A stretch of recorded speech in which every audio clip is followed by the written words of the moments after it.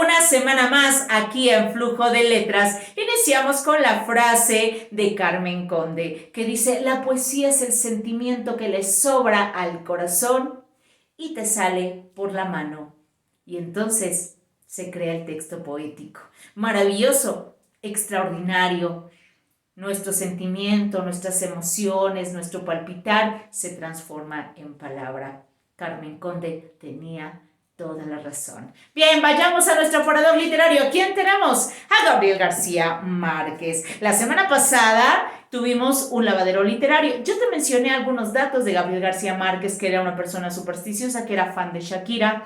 Y bueno, todo esto lo conoceremos el día de hoy de manera muy específica. ¿Por qué su cosmovisión y su forma de ver el mundo? Gabriel García Márquez nace en Aracataca, Colombia, un 6 de marzo de 1927 y muere el 17 de abril del 2014. A mediados del siglo XX, la literatura latinoamericana va a tener uno de los grandes, ¿sí? Y él va a ser Gabriel García Márquez. Él y su obra de 100 años de soledad va a poner a la literatura latinoamericana al nivel de la literatura mundial, lo que sería el boom de la literatura hispanoamericana, y decir que también se vean otros escritores grandes como Gabriel García Márquez. Va a ser el apogeo. Y bien, Gabriel García Márquez va a crecer, su infancia va a ser con sus abuelos maternos y sus tías. Por lo tanto, viene esa visión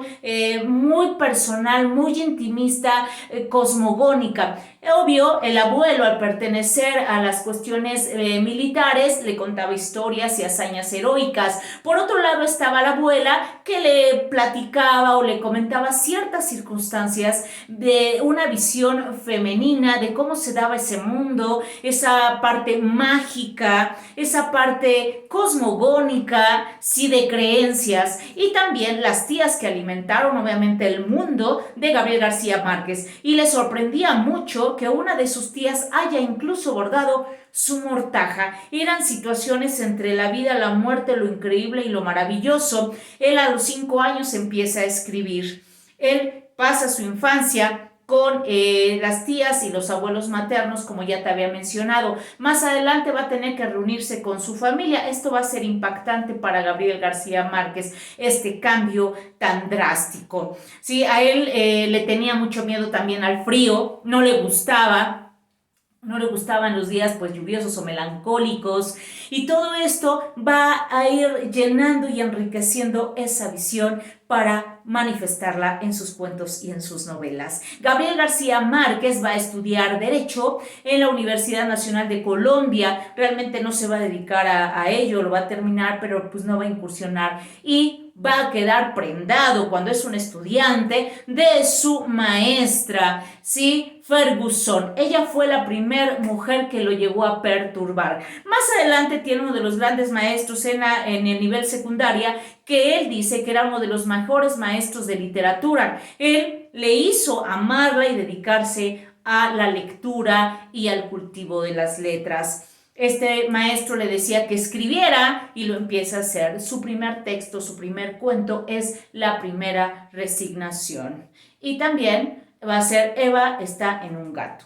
Sí, no me recuerdo el título. Y bueno, él va a incursionar, va a ser también corresponsal, va a ser periodista, aparte de escritor. El periodismo le va a dar muchísimas tablas, y va a publicar en los periódicos sus cuentos. Más adelante él también va a tener la oportunidad, a través del periodismo, de viajar a Europa, de conocer la Unión Soviética y muchos países que van a ir alimentando y permitiéndole esta comparatística de Europa, que para él significaba la decadencia, y América, específicamente Latinoamérica, era lo nuevo, sí, y lo vivo, que incluso muchos escritores del boom latinoamericano precisamente hacen esta declaración. Gabriel García Márquez, al incursionar y ser corresponsal y estar en el periodismo, tuvo que ver con movimientos cubanos, es decir, el pensamiento comunista, y también pues van a exiliarlo de su país. Él llega a México, se casa, bueno, en Colombia,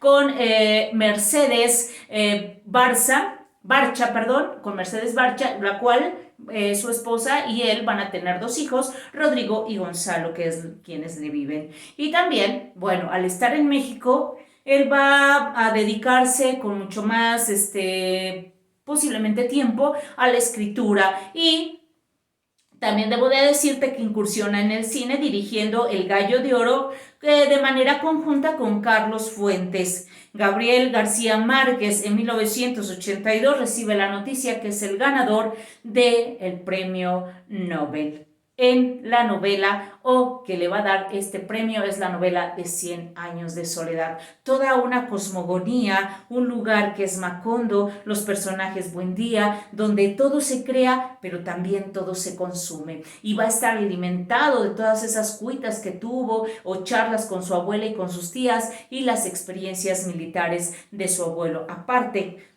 también de su Colombia, incluso en la hojarasca, es precisamente cuando regresa de Europa, observar que ha cambiado mucho sus lugares de infancia y sus lugares de juventud. También estando en Europa va a escribir El otoño del patriarca y precisamente el estando hay un momento en que se queda sin recursos y está esperando que los periódicos de su país le envíen dinero para poder pues proseguir su vida estando en Europa. Realmente él va a estar con muchísimos vericuetos, muchísimas actividades y también expuesto a situaciones políticas y demás. Y bueno, aquí llegamos con el Gran Premio Nobel en 1982, pero debo mencionarte que aparte de sus obras como 100 años de soledad, que es extraordinaria, y te invito a que leas esta novela titánica, es de verdad, insisto, extraordinaria, pero no podemos dejar atrás El otoño del patriarca, El coronel no tiene quien le escriba, El general en su laberinto, que es precisamente la descripción de Simón Bolívar. A muchos no les va a gustar que lo trate, sí, o lo describa no solamente como el héroe, sino también el hombre en carne y hueso. Y las colecciones de cuentos como 12 cuentos peregrinos, Ojos de perro azul, la increíble y triste historia de la Cándida Heréndira y su abuela desalmada, otros títulos como Del amor y otros demonios y El amor en tiempos de cólera, que también es una de mis lecturas preferidas. Pero bien, no solamente el hecho de que hablemos de Gabriel García Márquez y sea el premio Nobel y 100 años de soledad quiere decir que todo lo demás, en este caso, puedo hacerte este comentario y que tantas editoriales que lo han publicado, todo sea bueno al 100%, sino hay que ser muy objetivos. Ejemplo, su novela reportaje de noticia de un secuestro que tiene que ver con Pablo Escobar, narcotraficante en Colombia.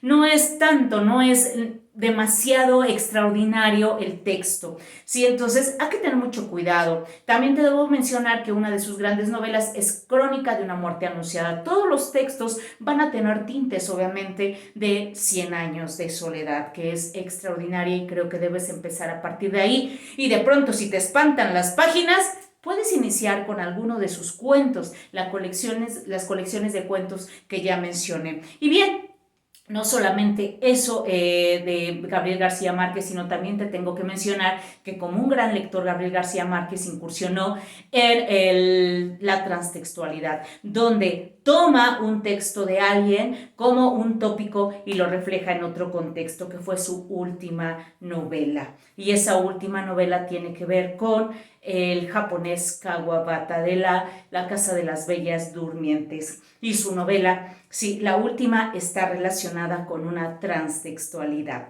¿De acuerdo? Y bien, ahora puedo decirte que cualquiera de esos textos tienes que ir para que tú solo también puedas decir es correcto o no es correcto lo que dices, en el sentido de en la lectura me va enviando y va a dar camino a la crítica. Qué tan bueno, qué tan me percibo como lector, qué es lo que percibo en el texto.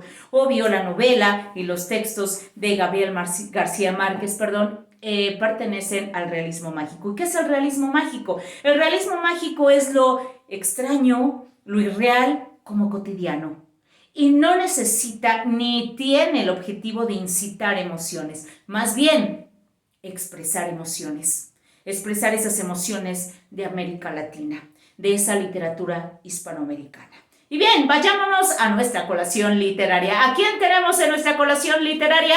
A Tomás Segovia, un poeta que es poesía erótica y que además va a utilizar en el texto que te voy a compartir el día de hoy, Besos, una licencia poética llamada agrafismo. Significa nada de signos de puntuación. Lo que quiso reflejar es todas las emociones y todo lo que puedes sentir cuando besas, cuando transmites. Que además es un juego, ¿sí? De respirar y aguantar la respiración con tu lectura. Imposible, casi son 3 cuartillas, pero eso es el incitarte por el erotismo que llevan las palabras del texto poético de Tomás Segovia. Solo te voy a compartir un fragmento y dice: besos. Mil besos lloverán sobre tu boca oceánica, primero uno a uno como una hilera de gruesas gotas, anchas gotas dulces cuando empieza la lluvia que revientan como claveles de sombra. Luego de pronto todos juntos hundiéndose en tu gruta marina, chorro de besos sordos, entrando hasta tu fondo, perdiéndose como un chorro en el mar en tu boca oceánica de oleaje caliente, besos chafados, blandos, anchos como el peso de la plastilina, besos oscuros como túneles de donde no se sale vivo, deslumbrantes como el estallido de la fe, sentidos como algo que te arrancan, comunicantes como los vasos comunicantes, besos penetrantes como la noche glacial en que todos nos abandonaron. Besaré tus mejillas, tus pómulos de estatua de arcilla dánica, tu piel que cede bajo mis dedos para que yo modele un rostro de carne compacta idéntico al tuyo.